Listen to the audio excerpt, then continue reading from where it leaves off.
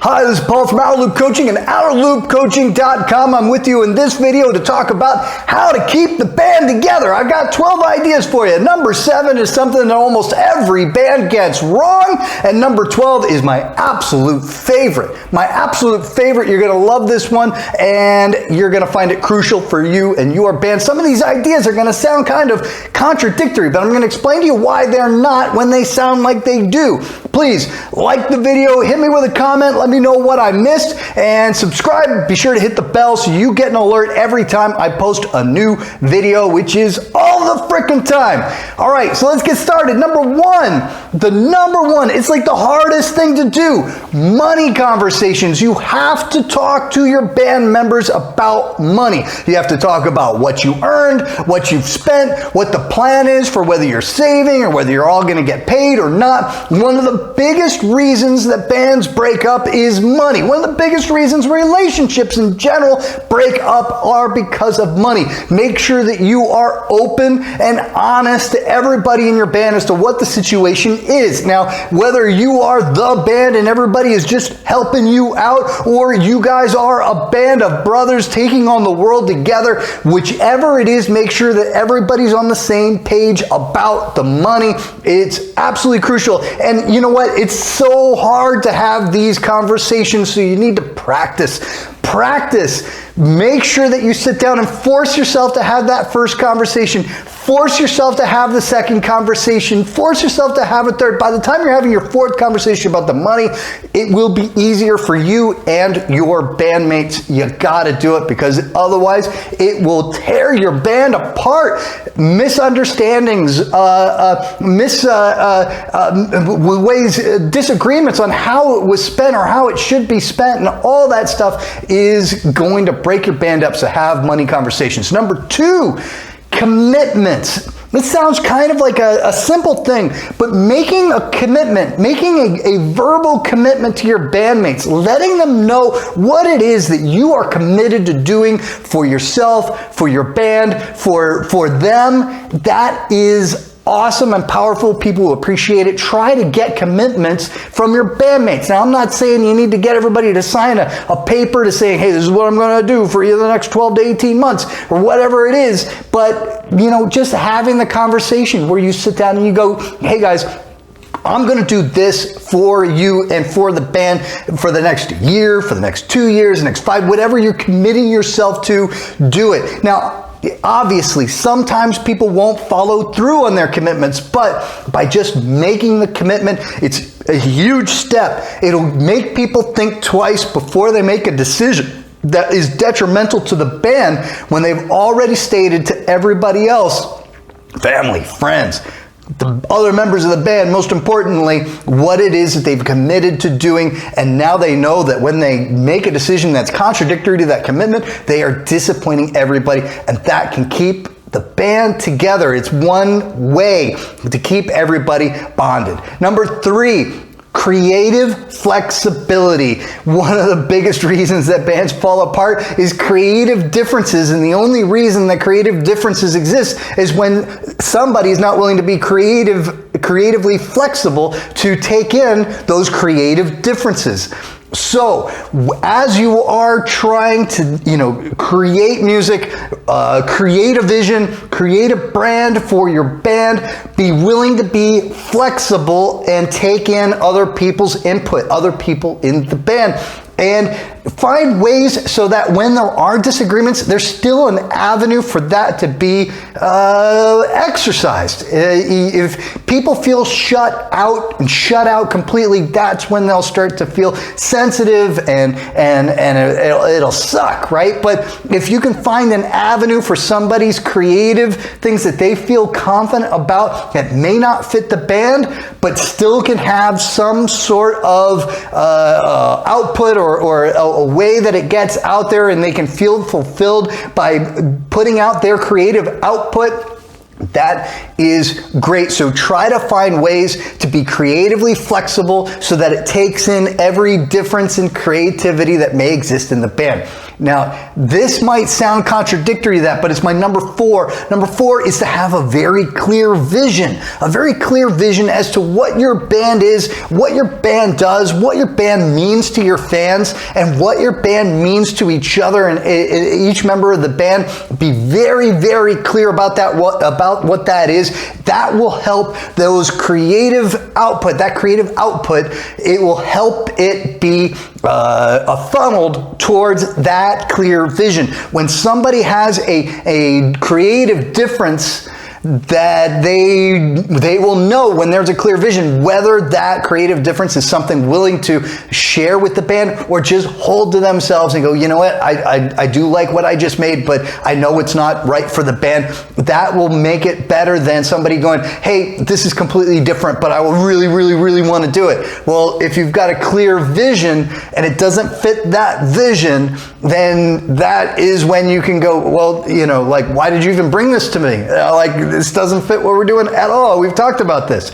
And so therefore, having that clear vision spelled out, have everybody familiar with it, that's the way to go. Number 5, shared responsibilities. One of the biggest reasons why bands break up is because 1 or 2 people feel like they are taking on all the burden. And if you've been watching my videos, you've been the one in the band who is doing most of the business stuff, the behind the scenes stuff, the slog. You're the one, and it's usually just one person who's on the social media, who's writing to industry, who's trying desperately to book gigs and to do all the things that kind of suck. It's not as much fun as getting up on stage and lighting up the night, you know? So therefore, you've got usually a bunch of people in the band who are like, hey, I'll show up on Friday night, I'll play the gig, and I go home and I don't think about things again. And that's not as much, that sucks. It causes resentment, it causes all that stuff. So try to find ways to share responsibilities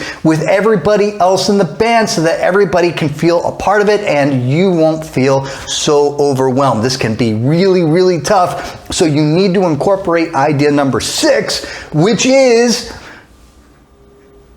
self-regulated accountability. Now, originally I wanted to say accountability, but accountability can really suck, right? When you show up to rehearsal and somebody goes, hey man, did you throw the 8 posts up on Instagram that you were supposed to do? We talked about it last week. Did you put that together? Did you go to that gig on Thursday night and talk to the promoter like you said you were going to do? Those conversations suck, and people resent it when they're held accountable. So you got to find ways to make that accountability self-regulated. You really want somebody to come back and go, hey man, I didn't do this, I feel bad, and I'm going to make up for it by doing this other thing. If they can't be self-accountable and be willing to take responsibility for the things that they've committed to doing and the things that they are responsible for, then that's going to be trouble. You need to then change the responsibilities, and sometimes this can be a slippery slope where you find yourself once again doing all the work because you can't count on people to do it for you, to do it for the band. So it's really a dance. I know it's hard, but these are the things that break a band up. So the more you can be open, the more you can introduce these ideas, you may find that members of your band are just happy to help. They're glad they're being asked. So that's what you're going to go for. Number 7 is the biggest mistake bands make. And I've come around to this idea, and I think that this is a tough one. I want to introduce it to you. Most bands operate as a democracy. And yes, democracy is the best and rah, rah, rah. But I don't think that democracy works best in a band environment when you are trying to keep the band together.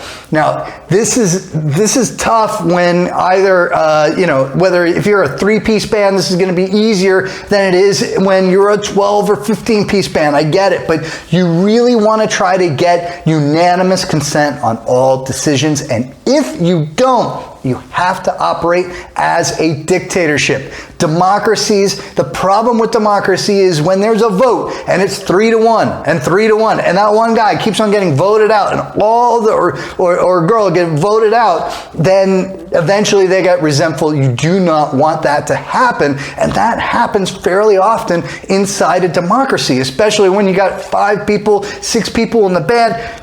People tend to click together, and you end up making people feel shut out. So make it so that no decision happens unless it's unanimous, and work hard to get that unanimous consent.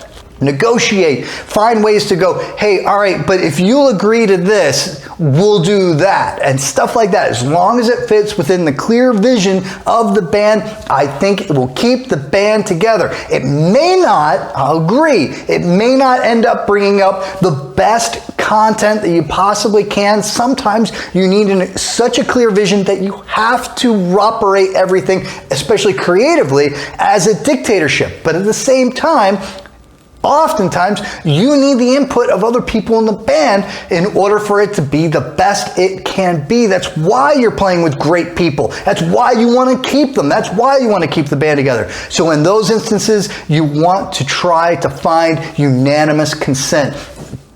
Democracy does not work inside a band. In my opinion, keep the band together, run it as a dictatorship, or run it as you must have unanimous consent. Number 8, you have, this is so basic, align goals. The band has goals. You as an individual have goals. The other guys in the band, the other women in the band have goals. Make sure that everybody's goals are aligned. You may find that this person in the band, all they're interested in is to be able to sell their own beats, electronic beats, and they're using the band as a vehicle to get popular so that they can sell those beats. Or somebody else is like, well, I just want to tour the world and that's all I want to ever do. And somebody else in the band just wants to sit in the studio and that's all they want to do. You want to get all those goals aligned. You want to make those goals short-term, medium-term, and long-term, so that as the band progresses over time, the things continue to move in the direction that everybody is moving together. When those goals are aligned, the band will stick together. As long as number 9, you regularly check in on the goals. The short-term goals are easy to kind of, you achieve them, move to the next. You fail, it's okay, we'll replace it with a new one. You keep on going, Those medium and long-term goals, you have to check in regularly. Make sure that you're still on target. Everybody remembers them. Nothing has happened to the band that changes those goals. And if there is something that's happened, that you're very clear and everybody's communicated with each other how the goals are now changing, and making sure that you still are aligned. Not to mention that things happen in personal lives outside of what happens in the jam room and on stage and in the rehearsal space and in the studio that you may not be aware of, and those things may change people's goals. So you got to make sure that your goals remain aligned even when the goals themselves have not changed. Number 10, pace yourself. Pace yourself. So many bands get into like these fevered pitches where they keep on working really hard, and then all of a sudden, like there's nothing going on. And you maybe even not even rehearsing for weeks or months at a time, and then you get back together, and then you keep on trying to do things, and oh my God, it's a mess. And during those lulls are band killers. Lulls are when people go, oh, well, I was at a show and I met some other people and they got this other band, I'm going to do this other thing. Oh, no, you don't want it. These lulls are band killers. So have no lulls by making sure that you are paced. You're constantly working, but you're working at a pace that you can sustain. If you are working hard, you're really excited, make sure that as you're doing that, you are very aware that some of these things you are doing, you need to make sure that you keep them up and push them off into the future so that when things are kind of slowing down, you can still have things to do. What complicates this is the idea of the album cycle, which is another reason why. Check out the video over my head. I talk about the value of doing an EP or releasing singles instead of full-length albums, especially early in a band's development.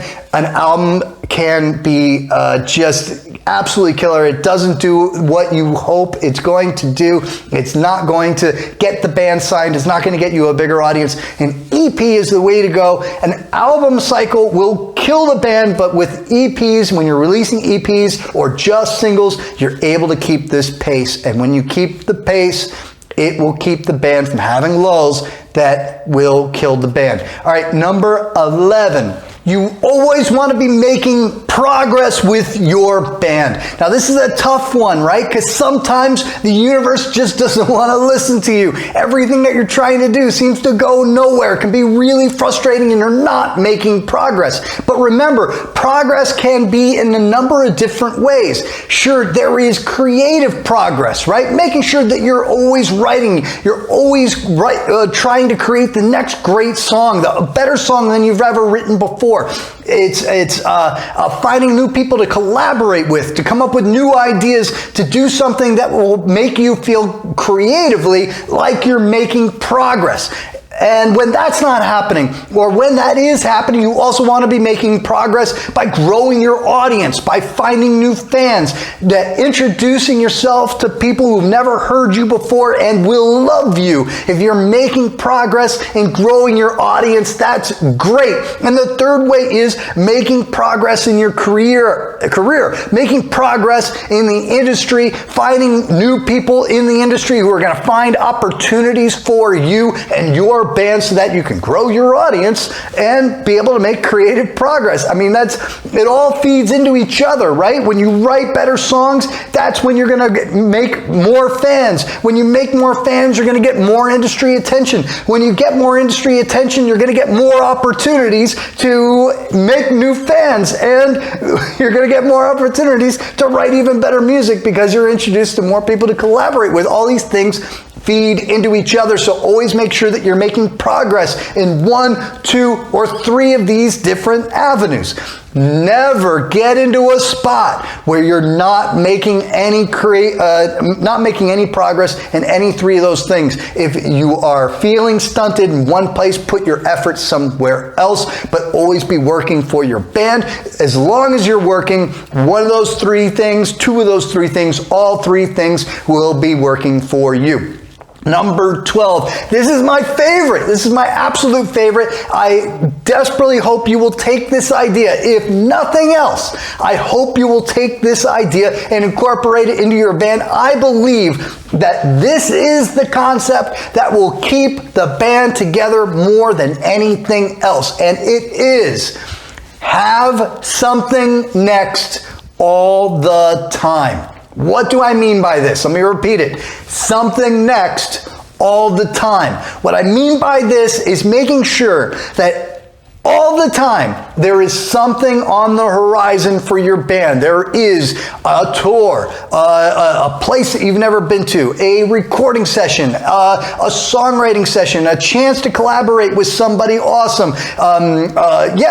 There's something all the time that is in the future. As long as you have that, you will always have everybody in the band wanting to stick around for that next thing. It also is really great motivation towards always having something even better in the future. If you work with a booking agent, if you work with a manager, a publicist, then having this concept in their heads, making sure that they're conscious of this as well, will be extremely beneficial. But you, as the band leader, you are responsible. You are responsible for making sure there is something next all the time. The fun part about this is when you have something next all the time, you also are able to pace yourself. You are able to make progress. It'll always feel like you're making progress, and you'll always have those goals. You're always working towards those goals, and everybody in the band will be aligned to the goals. It's almost like you have all these ideas all wrapped up in one. It's super awesome. Something next all the time.